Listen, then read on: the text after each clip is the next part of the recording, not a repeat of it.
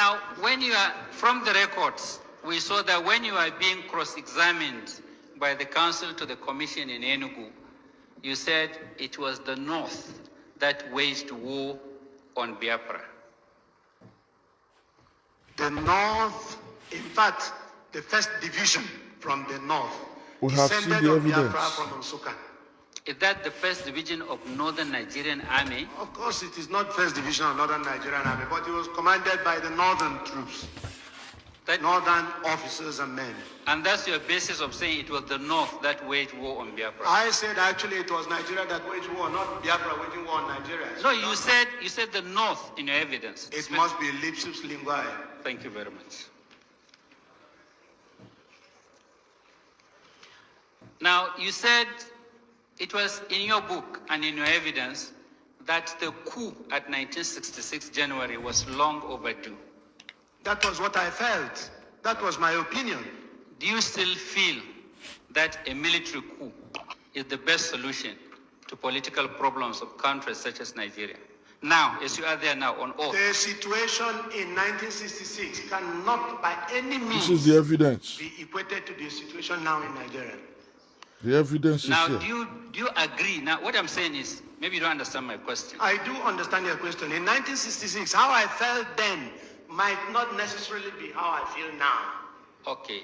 Do you still believe that military as an alternative to political government or to democratic government is the best solution?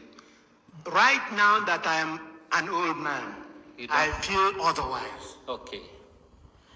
And you know that that first attempt you made was the beginning of the military encouraging into democratic rule in You are Nigeria. very right. It is not the handover or button changing that you keep having after that. Okay.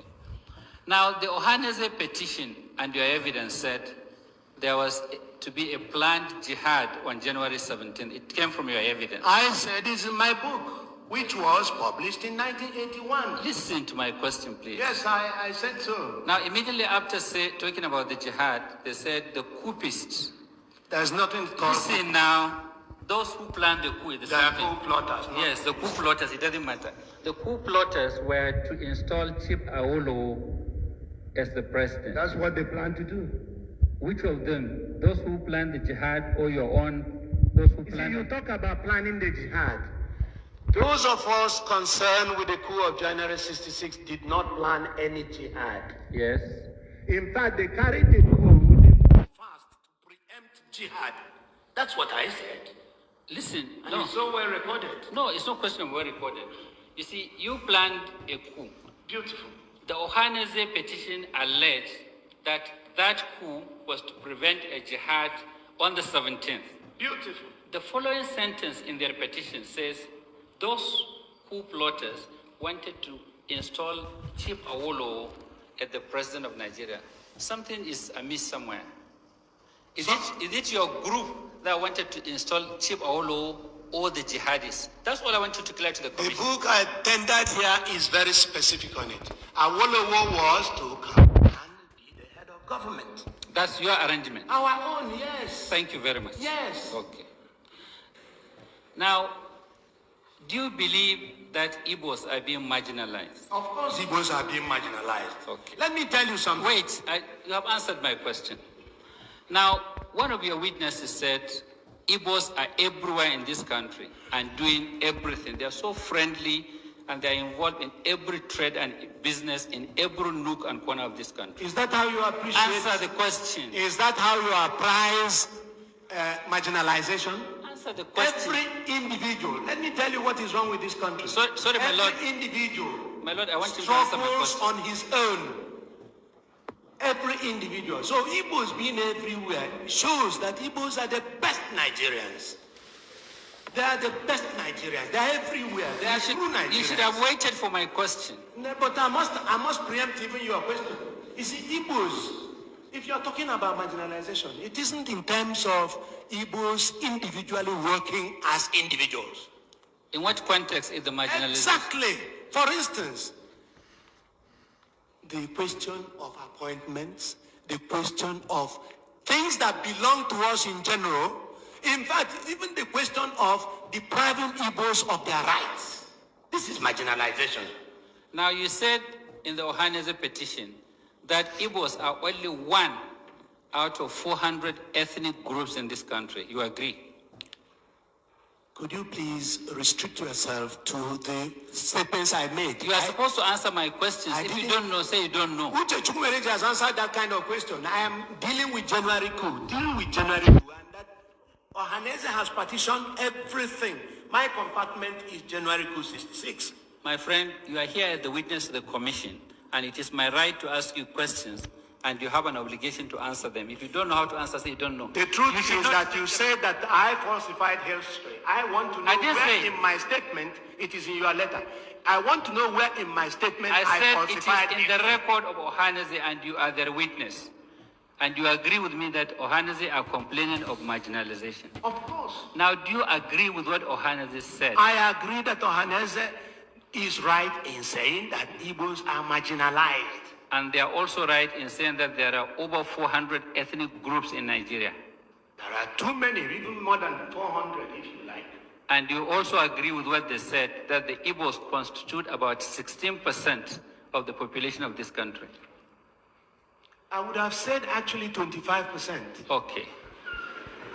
Now, do you have any statistics to show that the Igbos in appointments do not have up to 25% in the federal service? Do you have any statistics? My if Lord, you don't have, say you don't have. Let me answer it. Don't rush me. How can you have statistics when we don't have true census figures in Nigeria? I'm not talking How of... can you? You are talking about statistics. Let us have census figures first. Because we don't have census figures, then we don't have statistics. Then you are imagining appointments in federal... A lot of people are dreaming dreams in this country. Some people put the population of this Nigeria at 120 million. Some said 100. Some said 100. When are we going to have our figures? True figures. Please answer my question. We're talking about appointments. You said you are being marginalized in appointments. Do you have any statistics to show that you do not have up to 25%? Ohaneze can supply that, and I believe that Ohaneze has supplied that. They have not supplied it. Well, you go to Ohaneze to supply it. Let me go on what I know. Now, military regimes, just like the one you wanted to bring in, come on their own. And when they rule as military regimes. Sometimes, not all the time. Not all the time. If you like, I'll name your military regimes that use civilians to get on with rulership or governance. Just like civilians use you in 66.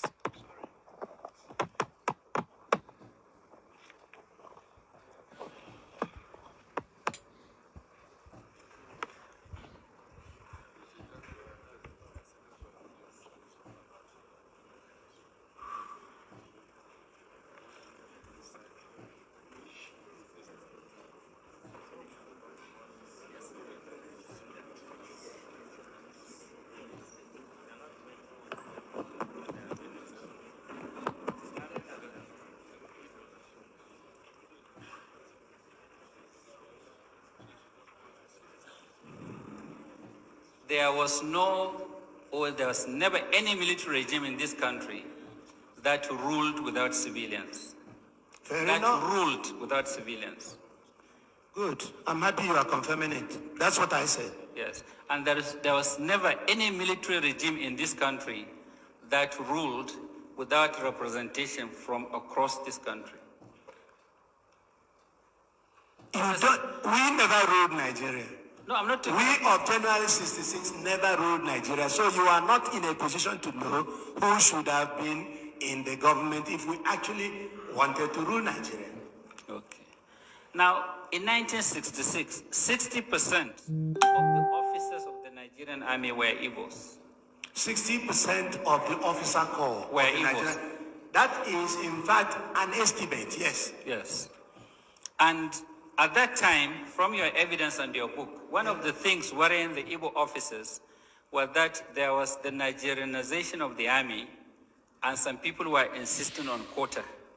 You know, I took advantage of Nigerianization of the army So I could not condemn Nigerianization of the army. No, I'm not saying you. What we took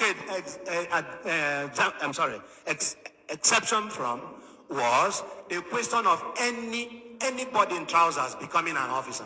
That's what we took exception from. Okay. Now, when you left the army as a captain. Yes, of course. Yes. I didn't leave the army. I was bundled into prison. Okay, and then from there dismissed or retired. Up till tomorrow, we were not tried, so I don't know whether it's dismissed or retired. And all this is because you were involved in the January 66. Exactly. General And Njuma. as I told you, even Gawan did not try us. Yes. Rather, he gave one of us, our leader, he gave our leader a military burial and gave him full military honors whilst he detained us. And you could kill Ironsi for not trying us. And you left that gentleman for not trying us either. Now, at the time you planned the coup, or you were planning the coup, you knew that if the coup failed, your career in the army is finished. Fantastic, you are right. Then I knew. Yes. Then why were you complaining that some of your mates were major generals? You see, the trouble is that They didn't plan a coup. They were good Nigerians. That's why they became major generals. A lot of them became major generals because of coups. Successful and in fact, coups. they promoted themselves. You should have known that. Why are you laughing? You should have known that. They promoted themselves. That's why other countries laugh at us. Please go ahead. Yes, I will go ahead, Mr. Gbulie. Mr. Gbulie, now in your book, you tried to state the reasons why you people gathered to organize the coup. You're right. Now, thinking back now, do you still regard those reasons as valid? Very. Listen, for a military takeover instead of a democratic change of government. You understand the question? The reasons were as valid then as they are valid today. The killings in the West and the killings in TV area prompted, in fact, an action from us. And there were other reasons. There were other reasons. They're all enumerated in the book I had tendered.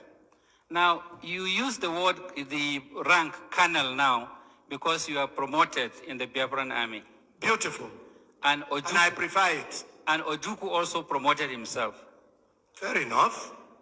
Fair enough. I don't know. When he comes, you will ask him. Now, from certain publications we read, credited to you, you were not in very good terms with Ojukwu. I am happy you said this. Yes. In other words, I have my own views on every issue.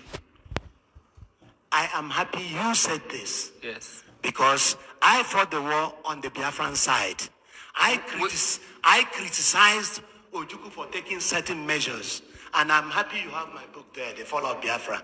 I have my own views, just as I had my own views in Nigeria when I was an army officer, and my views tallied with some views by other people.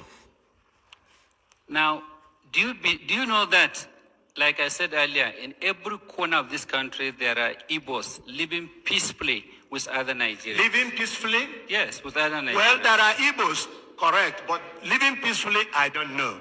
Because they are being murdered at every turn. They are being slaughtered at every turn. Anytime there was any riot, they are slaughtered. And you should have known that too. Are you speaking on facts or on what you read on the pages of newspapers? Well, all I can tell you is that there's even a case here. There are here. Igbos across northern Nigeria. And probably Akaloka is living happily, isn't he? Probably. Do you know what Akaluka did? You brought the issue. Do you know what Akaluka did? Do you know the facts? Whatever he did. Listen, do you know the facts? Whatever he did, he should have been subjected to the rule of law. Listen, do you know the facts? The rule of law should have applied. Do you know the facts about Akaluka? You said that I listened to the radio and I read the papers. Look, I read the papers. Oh, so all I know is that he is not alive today. To even deny what he's been said to have done. Do you know that as a result of Akaluka, 20 Hausa people were killed? That is what you said. We have not been told this. Have you sent any delegation to Igbo land to explain the Akaloka issue? Have you sent any delegation to Igbo land? You are not supposed to ask me questions. You have to answer my questions. I'm sorry. I'm awfully sorry, my lord. Okay. All I can tell you is that you are begging the question with regard to Akaloka because he's not around. He's dead already.